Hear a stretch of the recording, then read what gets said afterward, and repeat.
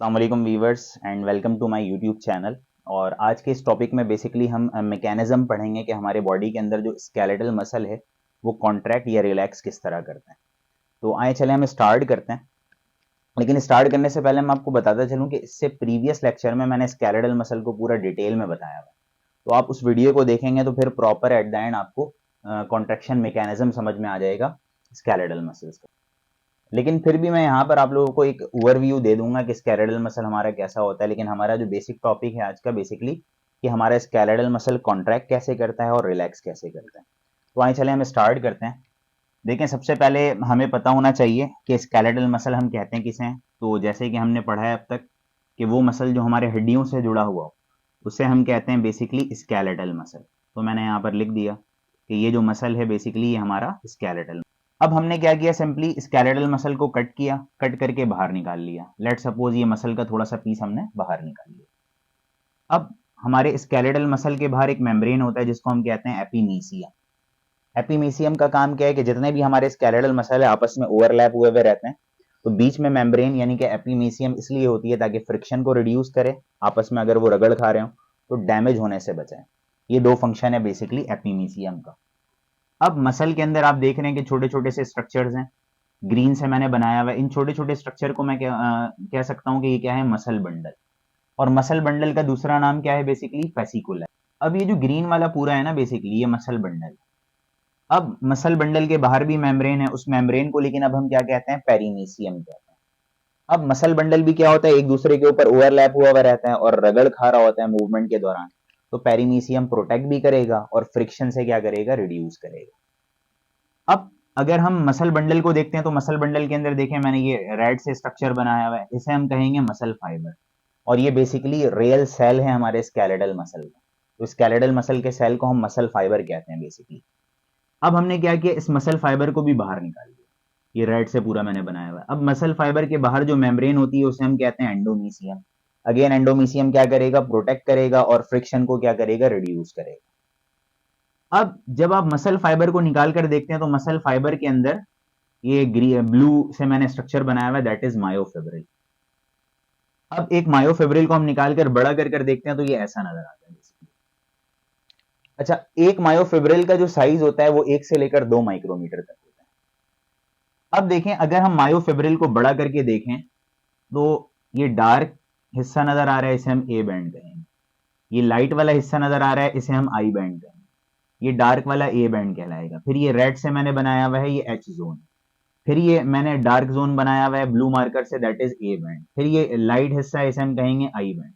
ये डार्क वाला हिस्सा क्या कहलाएगा, ए बैंड। यानी कि टोटल अगर हम बात करें तो हमने क्या देखा कि A band, I band, A band, फिर एच जोन, फिर A band, I band, A band. इस तरह की तरतीब होती है। तो आपने याद रखना है कि ए बैंड जितने भी होते हैं वो डार्क हमें नजर आ रहे हैं, तो ए बैंड डार्क होते हैं। तो टोटल ए बैंड मैंने कितने बनाए हैं, 4। और यहां पर भी ये लाइट बैंड है, ये लाइट बैंड है, इसमें कोई कलर मैंने फिल नहीं किया, तो आई बैंड लाइट बैंड होता है। टोटल कितने हैं, 2। और बीच में ये जो रेड से मैंने बनाया हुआ है दैट इज एच जोन। ये आपने पता होना चाहिए। अब मैंने सिंपल क्या किया है कि ये आई बैंड के बीच से मैंने एक ग्रीन कलर की लाइन खींची है और यहां पर भी आई बैंड के बीच से मैंने एक ग्रीन कलर की लाइन खींची है। इस लाइन को मैं कहूंगा कि ये जेड लाइन, ठीक है। यानी कि आई बैंड के बीच से आपने एक लाइन ड्रॉ की, दैट इज जेड लाइन। अब एच जोन के बीच से भी मैंने एक लाइन ड्रॉ कर दिया, इसको हम क्या कहेंगे, एम लाइन कहेंगे। तो आई थिंक यहां तक आपको सारी चीजें क्लियर समझ में आ गई होंगी। अब देखें, ये बात याद रखिएगा कि एक जेड लाइन से एक जेड लाइन का फासला, जेड लाइन से जेड लाइन का फासला कहलाता है सैरकोमेयर। तो अगर पेपर में पूछ लेता है कि व्हाट इज सैरकोमेयर, तो जेड लाइन का जो फासला होता है, डिस्टेंस होता है, उसको हम कहते हैं सैरकोमेयर। अच्छा, अब देखें, जेड लाइन के ऊपर मैंने ये ब्लू कलर की लाइनें ड्रॉ की। ये बात याद रखिएगा, इस ब्लू वाली लाइन को हम कहते हैं एक्टिन फिलामेंट। और एक्टिन फिलामेंट थोड़ा सा थिन होता है, तो जब भी हम एक्टिन फिलामेंट को थिन फिलामेंट भी कहते हैं। जबकि आप इस रेड वाले को देखें, ये रेड वाला जरा मोटा सा है, उसको हम क्या कहेंगे, इसका नाम है मायोसिन फिलामेंट। अब ये जो मायोसिन फिलामेंट है ना, ये जरा थिक है, मोटा है, तो इसको हम क्या कहेंगे, थिक फिलामेंट भी कहेंगे। अच्छा, अब याद करने के लिए आसान सा टिप याद रखिएगा कि एम लाइन एम से स्टार्ट हो रहा है और मायोसिन भी एम से स्टार्ट हो रहा है, तो इट मींस एम लाइन पर ही क्या होगा, मायोसिन फिलामेंट होगा, और वो जरा सा क्या होता है, थिक होता है। ये हमने थोड़ा सा ओवरव्यू देख लिया कि हमारा स्केलेटल मसल किस तरह अरेंज हुआ है। अच्छा, अब देखें हमारा जो बेसिक टॉपिक है ना वो स्केलेटल मसल की कॉन्ट्रैक्शन और रिलैक्सेशन है, लेकिन ये पूरा पढ़ना आपको जरूरी था कि जेड लाइन एम लाइन कहां पर होते हैं आपको अच्छी तरह समझना। अच्छा, अब देखें हमने सिंपल क्या किया, हमने ये मसल फाइबर को लिया। मसल फाइबर क्या है, सेल है। हम सिंपल क्या करते हैं, इस मसल फाइबर को उठाते हैं, यानी कि जो हमारे मसल्स के सेल्स हैं उसको लाकर मैंने यहां पर बना दिया। लेट सपोज ये जो मैंने पूरा बनाया ये क्या है, मसल फाइबर है, तो मैं यहां पर लिख भी देता हूं। तो ये हमने मसल फाइबर को ड्रॉ करके रखा हुआ ऑलरेडी। देखिए ऑलरेडी हम इससे प्रीवियस लेक्चर में सारी चीजों को डिटेल में पढ़ा है, तो हम direct to the point topic पर आते हैं। अच्छा, अब ये याद रखिएगा कि अगर मसल फाइबर को देखते हैं तो मसल फाइबर के अंदर ये सार्कोप्लाज्मिक रेटिक्यूलम है जिसके अंदर कैल्शियम क्या होता है, स्टोर। तो मैं यहां पर लिख देता हूं कि ये जो ब्लू से मैंने बनाया है वही क्या है, सार्कोप्लाज्मिक। इस सार्कोप्लाज्मिक रेटिक्यूलम के अंदर कैल्शियम स्टोर हुआ रहता है। और फिर हम ये भी जानते हैं कि ये वाला जो स्ट्रक्चर है इन्वेजिनेट हुआ हुआ है सेल के अंदर, इस स्ट्रक्चर को हम कहते हैं टी ट्यूब्यूल। इसे हम कहते हैं टी ट्यूब्यूल। और ये जो ग्रीन से मैंने बनाया हुआ है ना, ये कहलाता है मायोफिब्रिल। आप देख रहे हैं कि मायोफिब्रिल यहां पर हेयर लाइक स्ट्रक्चर है, यही मायोफिब्रिल है जिसको मैंने हाईलाइट करके जरा बनाया हुआ। तो इट मींस इसी मायोफिब्रिल को मैंने निकाला बाहर और ये ड्रॉ किया, ये पूरा मायोफिब्रिल है। लेट्स सपोज अब देखें हमारा मसल कॉन्ट्रैक्ट कैसे करते हैं, ब्रेन सिग्नल देगा, अब वो मैसेज आएगा हमारे बॉडी के अंदर, और कौन लेकर आएगा, ये जो मैंने रेड से बनाया हुआ है दैट इज न्यूरॉन। ब्रेन ने मैसेज दिया किसको, न्यूरॉन को। अब न्यूरॉन एट द एंड आकर कहां पर जुड़ा हुआ है, ये हमारे सेल से, मसल फाइबर से। अब देखें छोटा सा एक गैप होता है यहां पर, जब ब्रेन सिग्नल देता है न्यूरॉन को तो न्यूरॉन जो कहां पर जुड़ा हुआ है, मसल फाइबर से, ये एक केमिकल रिलीज करता है, एक न्यूरोट्रांसमीटर रिलीज करता है, उसे हम, उस केमिकल को हम क्या कहते हैं, एसिटाइल कोलिन कहते हैं। अब ब्रेन ने सिग्नल दिया न्यूरॉन को, न्यूरॉन जो है अटैच हुआ हुआ है यानी कि करीब है मौजूद किसके, मसल फाइबर के, तो ये न्यूरॉन क्या रिलीज करता है, एक न्यूरोट्रांसमीटर, उसको हम कहते हैं एसिटाइल कोलिन। अब ये न्यूरोट्रांसमीटर टी ट्यूब्यूल के थ्रू अंदर आ जाता है। अंदर आने के बाद ये जाता है किसके पास, सार्कोप्लाज्मिक रेटिक्यूलम के पास। अब सार्कोप्लाज्मिक रेटिक्यूलम के आने के बाद बस सिर्फ ये इतना सा काम करता है, सार्कोप्लाज्मिक रेटिक्यूलम से निकाल देता है बाहर किसको, कैल्शियम आइंस को। आई थिंक यहां तक आपको बात समझ में आ गई होगी कि हमारा स्केलेटल मसल कॉन्ट्रैक्ट हमारा स्केलेटल मसल कॉन्ट्रैक्ट किस तरह करता है। कि सबसे पहले ब्रेन देगा सिग्नल किसको, न्यूरॉन को। वो न्यूरॉन किसके करीब मौजूद है, दैट इज मसल फाइबर के करीब मौजूद है। अब वो न्यूरॉन एक न्यूरोट्रांसमीटर रिलीज करता है, एक केमिकल रिलीज करता है, उस केमिकल को हम कहते हैं एसिटाइल कोलिन। वो एसिटाइल कोलिन इस इन्वेजिनेट स्ट्रक्चर में आ जाता है, इन्वेजिनेट स्ट्रक्चर को हम कहते हैं टी ट्यूब्यूल। टी ट्यूब्यूल के अंदर आ गया। अब टी ट्यूब्यूल के अंदर करीब कौन मौजूद है, ये सार्कोप्लाज्मिक रेटिक्यूलम मौजूद है। ये सार्कोप्लाज्मिक रेटिक्यूलम से किसको बाहर निकाल देता है, कैल्शियम। अब ये कैल्शियम मायोफिब्रिल के अंदर काम करेगा। अब ये मायोफिब्रिल को मैंने ऑलरेडी बनाया हुआ है, तो आए यहां से हम स्टार्ट करते हैं कि ये किस तरह मसल हमारा कॉन्ट्रैक्ट करता है। आई थिंक यहां पर आपको पूरी चीजें क्लियर हो गई होंगी। अच्छा, अब देखें जो कैल्शियम आइन निकला है ना, ये कैल्शियम आइन जस्ट बाइंड करेगा यहां से, ये ग्रीन वाले हिस्से से। अब आप जानते हैं कि यहां पर मैंने थोड़ा सा हाईलाइट करके बनाया हुआ है, ये जो ग्रीन वाला मैंने एक लाइन, ब्लू कलर की जो एक मैंने लाइन बनाई हुई, ये ब्लू वाली जो लाइन है ये हम जानते हैं क्या है, एक्टिन। ठीक है, और इसके ऊपर ये जो ग्रीन वाला हिस्सा है ना, दैट इज ट्रोपोनिन, जो कि ऑलरेडी हम पढ़ चुके हैं कि ट्रोपोनिन क्या है, एक प्रोटीन। अब जो कैल्शियम निकला है ना, वो कैल्शियम आकर ट्रोपोनिन के साथ बाइंड कर जाता है। सबसे पहला हिस्सा कैल्शियम जस्ट ट्रोपोनिन के साथ बाइंड कर गया। अच्छा, अब देखें जैसे ही बाइंड करता है तो ये क्या करता है कि ये जो एक्टिन है ना, इसको पलट देता है। पलट दिया यानी कि ये जो कप लाइक स्ट्रक्चर है, पहले ये ऊपर था, अब ये कप लाइक स्ट्रक्चर एक्सपोज्ड हो गया, नीचे आ गया। कैल्शियम का काम जस्ट इतना सा होता है। कि वो क्या करता है, जो कप लाइक स्ट्रक्चर है, जो बाइंडिंग साइड है, उसको एक्सपोज्ड कर देता है। पहले वो अपोजिट साइड पर था, अब इस साइड पर आ गया। कैल्शियम का काम जस्ट इतना। अब क्या होता है, हम जानते हैं ऑलरेडी, ये क्या है, क्रॉस ब्रिज।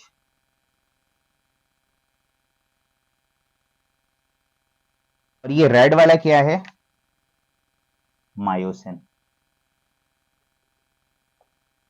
अब होगा क्या, ये जो क्रॉस ब्रिज था, ये क्रॉस ब्रिज आकर इस एक्सपोज वाले साइड पर बैठ जाएगा, बाइंड कर जाएगा। लेकिन एक बात याद रखिएगा कि बाइंड करने के लिए इसको एनर्जी यूज करनी पड़ती है, और एनर्जी जो ये यूज करता है वो किस फॉर्म में यूज करता है, एटीपी के फॉर्म में। आई थिंक यहां पर आपको क्लियर समझ में आ रहा होगा कि कैल्शियम आया, कैल्शियम आकर किससे बाइंड कर गया, ट्रोपोनिन से। ट्रोपोनिन क्या है, प्रोटीन, जिसको मैंने ग्रीन से बनाया है। जैसे ही कैल्शियम बाइंड करता है तो इसका जो ये बाइंडिंग साइड है ना एक्टिन का, ये ऊपर की तरफ होता है, इसको पलट देता है, बस सिर्फ एक्सपोज कर देता है नीचे की तरफ। कैल्शियम का काम जस्ट इतना है। अब क्या होगा, पहले क्रॉस ब्रिज यहां पर मौजूद था, अब ये क्रॉस ब्रिज किसको यूज करेगा, एटीपी को यूज करेगा, फिर यहां पर आकर बैठेगा।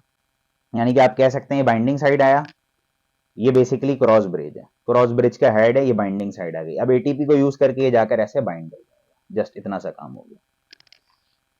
अब बाइंड करने के बाद क्या होगा कि मसल कॉन्ट्रैक्ट हो जाएगा। अब जैसे कि आप यहां पर देख सकते हैं कि ये एक्टिन था, ये भी एक्टिन था, करीब आ गया। ये कहां तक आ गया, ये बीच में रेड वाली जो लाइन है, बेसिकली इस लाइन को हम क्या कहते हैं, एम लाइन।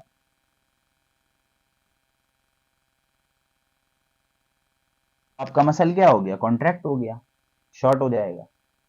फिर मसल क्या हो जाएगा, रिलैक्स हो जाएगा। अब ये याद रखिएगा कि एटीपी, ये क्रॉस ब्रिज को लगने में और क्रॉस ब्रिज को हटने में दो जगह एटीपी यूज करती है। यानी कि सिंपल इज दैट, क्या हुआ कि आपका ये मायोसिन का हेड आ गया और ये एक्टिन का बाइंडिंग साइड आ गया। ठीक है, पहले ये ऊपर था, कैल्शियम जैसे ही आकर लगा, कैल्शियम ने क्या कर दिया, इसको एक्सपोज कर दिया। अब ये एटीपी को यूज करके ऐसे बाइंड कर जाएगा, बाइंड करने के बाद मसल को कॉन्ट्रैक्ट कर दिया और मसल को रिलैक्स कर दिया। अब ये हटना चाह रहा है तो हटने के लिए भी क्या यूज करेगा, एटीपी। एटीपी यूज करके हट जाएगा दोबारा, फिर ये वापस चला जाएगा। आई थिंक यहां तक पूरा आपको समझ में आ गया होगा। इस थ्योरी को हम बेसिकली कहते हैं स्लाइडिंग फिलामेंट थ्योरी। बहुत सारी थ्योरी प्रपोज की गई स्केलेटल मसल के कॉन्ट्रेक्शन से रिलेटेड, लेकिन जो मोस्ट एक्सेप्टेबल थ्योरी है और जो अच्छी थ्योरी है वो बेसिकली अब तक क्या है, स्लाइडिंग फिलामेंट थ्योरी, जिसको एक साइंटिस्ट ने, हक्सले ने प्रपोज किया था।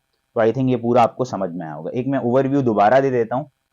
सबसे पहले क्या हुआ कि हम चाह रहे हैं कि हमारा मसल कॉन्ट्रैक्ट भी हो और रिलैक्स भी हो। ठीक, अब हमारे ब्रेन को मैसेज चला गया, ब्रेन ने वो मैसेज किसको दिया, न्यूरॉन को। न्यूरॉन के थ्रू वो मैसेज आ गया, ये हमारे सेल में, स्केलेटल मसल के सेल को हम क्या कहते हैं, मसल फाइबर। अब ये न्यूरॉन मसल के करीब है तो एक केमिकल रिलीज करता है, उस केमिकल को हम कहते हैं एसिटाइल कोलिन। अब वो एसिटाइल कोलिन इस ट्यूब लाइक स्ट्रक्चर में आ गया, इस ट्यूब को हम कहते हैं टी ट्यूब। अब वो एसिटाइल कोलिन इस ट्यूब्यूल के अंदर सार्कोप्लाज्मिक रेटिक्यूलम के पास आ गया, अब यहां से कैल्शियम को बाहर रिलीज कर देगा। बस इतना सा काम था एसिटाइल कोलिन का। अब कैल्शियम जो रिलीज हुआ वो मायोफिब्रिल के साथ ऐड करेगा, एक्ट करेगा। अब मायोफिब्रिल को मैंने ऑलरेडी बनाकर रखा हुआ है, अब मैंने यहां पर हाईलाइट भी किया हुआ है, देखिए। अब ये जो ब्लू वाला है, लेट सपोज ये एक्टिन है, और ये जो ग्रीन वाला है ये क्या है, ट्रोपोनिन, दोनों ही प्रोटीन है। और इसके ऊपर ये कप लाइक स्ट्रक्चर है इस तरह का। क्या होता है कि ट्रोपोनिन के साथ जैसे ही कैल्शियम बाइंड करता है तो ये जो कप लाइक स्ट्रक्चर है ना एक्टिन का, ये ऐसे एक्सपोज हो जाता है, जैसे कि नीचे मैंने बनाया हुआ। ऊपर था, अब कहां पर आ गया, नीचे। जैसे ही नीचे आता है तो अब देखें ये जो मायोसिन प्रोटीन का ये जो क्रॉस ब्रिज है, ये क्रॉस ब्रिज जाकर इस पर बैठ जाएगा। लेकिन मैंने ये क्या कहा कि कैल्शियम का काम है सिर्फ क्या था, एक्सपोज जो साइड था, बाइंडिंग साइड था, वो ऊपर की तरफ था, उसको नीचे कर दिया, कैल्शियम का काम खत्म। अब ये जो हेड है मायोसिन का, अब ये एटीपी यूज करेगा, एटीपी यूज करके ये बाइंड हो जाएगा। तो यहां पर मैंने लिखा एटीपी यूज करके ये बाइंड हो गया। अब जैसे ही बाइंड होगा ये इसको अपनी तरफ खींचेगा, अपनी तरफ खींच रहा है तो मसल कॉन्ट्रैक्ट हो गया, फिर ऐसे करेगा तो मसल क्या हो जाएगा, रिलैक्स हो जाएगा। ये मसल कॉन्ट्रैक्ट और रिलैक्स करता रहता है। अब इसको हटना है तो हटने के लिए क्या होगा, ये दोबारा एटीपी यूज करेगा, एनर्जी यूज करेगी, एनर्जी यूज करके ये हट जाएगा। कैल्शियम की रिलीज अगर बंद हो जाएगी तो ये ऊपर हो जाएगा, दोबारा मसल आपका क्या हो जाएगा, रिलैक्स हो जाएगा। यहां तक आई थिंक आपको समझ में आ गया होगा।